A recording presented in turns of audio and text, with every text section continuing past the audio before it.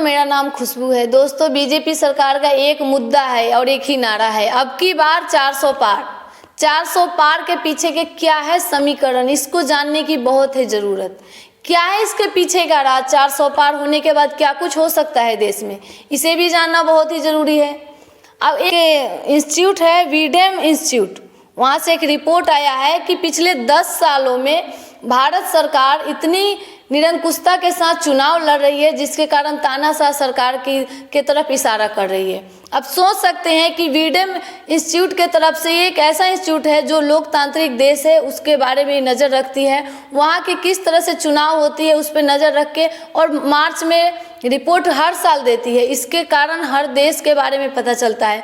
तो वहाँ से रिपोर्ट आई है और उन्होंने बताया है कि 10 सालों में जिस तरह से निरंकुशता के साथ चुनाव हुआ है, बीजेपी सरकार जिस तरह से तानाशाही चल रही है, इससे देश एक तानाशाही की तरफ बढ़ रही है। अभी अभी एक सांसद का बयान भी आया था कल, जो कि बीजेपी के सांसद हैं, भाजपा सांसद अनंत कुमार हेगड़े रविवार को कहे कि हिंदुओं को फायदा पहुंचाने के लिए संविधान से धर्मनिरपेक्ष शब्द हटाया जा सकता है। अब सोच सकते हैं कि इन्होंने तेल बेचा, सेल बेचा, एरोप्लेन बेचा, जीएसटी लगाया, नोटबंदी किया, फिर भी मन नहीं भरा, तो अब ये लोग 400 पार करने के बाद अपने मन मर्जी चलाएंगे और संविधान के साथ आप लोग खुद ही समझदार हैं, सोच सकते हैं कि जो सरकार तानाशाही के तरफ बढ़ रही है और संविधान के साथ छेड़छाड़ कर सकती है, वो आगे चलकर क्या कुछ हो सकता है। अभी विपक्ष को मारना चाहती है बीजेपी की सरकार, किस तरह से विपक्ष की घेराव कर रही है, किस तरह से उस पर सीबीआई ईडी का छापा पड़ रहा है। अगर वो बीजेपी में मिल जा रही है तो उनका सब कुछ साफ हो जा रहा है, बिल्कुल वो मशीन में धुल के निकल जा रहे हैं बीजेपी की मशीन में, और उनके ऊपर कोई सीबीआई ईडी का छापा नहीं पड़ रहा है, वो बिल्कुल साफ सुथरे व्यक्ति बन जा रहे हैं।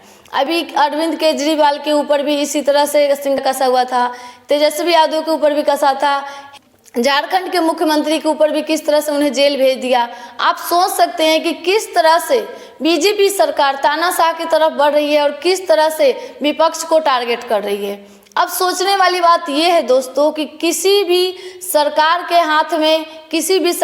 हाथ में इतनी सीटें आ जाएगी, अब की बार 400 पार का जो नारा है, अगर 400 पार हो गया तो सोच सकते हैं कि क्या कुछ हो सकता है देश में। इसके बारे में बोलने की ज़रूरत नहीं है, क्योंकि खुद उन्हीं के सांसद ने बता दिया कि संविधान की किस तरह से नॉर्थ कोरिया और रूस में लोकतांत्रिक देश है, फिर भी वहाँ पे तानाशाह चलती है। जिसकी सरकार बनेगी और जो चाहेगा, जिस हिसाब से चाहेगा वैसे ही चलती है। ठीक उसी प्रकार से आने वाले समय में बीजेपी सरकार भारत को बनाना चाहती है। वैसे आप लोग इस मुद्दा पे सोचिए, कमेंट कीजिए, क्योंकि वोट आपको देना है, आपको चुनना है कि किसे चुनना है। मोदी की गारंटी की प्रचार भी हो रही है। इस प्रचार में पिछले ही कुछ महीने पहले जिस तरह से बच्चे वहाँ पे घिरे हुए थे और उन्होंने वीडियो सोशल मीडिया पे वायरल किया था, वो वीडियो मैं आपको दिखाती हूँ। देखिए किस तरह से बच्चे रो रहे हैं, बिलख रहे हैं, और उसी बच्ची का अभी ऐड चल रहा है। पहले इस वीडियो को देखिए आप, इस पे आप लोग ज़रूर सोचिए और कमेंट कीजिए मुझे। और आप लोग मुझे आर्थिक रूप से मदद करने के लिए स्क्रीन पे चल रहे नंबर का प्रयोग कीजिए और वीडियो को शेयर कर दीजिएगा, चैनल को सब्सक्राइब कर दीजिएगा। हो सके तो मुझे थैंक्स के ऑप्शन से भी मुझे मदद कीजिए। बहुत बहुत धन्यवाद। मिलते हैं किसी अगले मुद्दे पे, तब तक के लिए जय हिंद, जय भारत।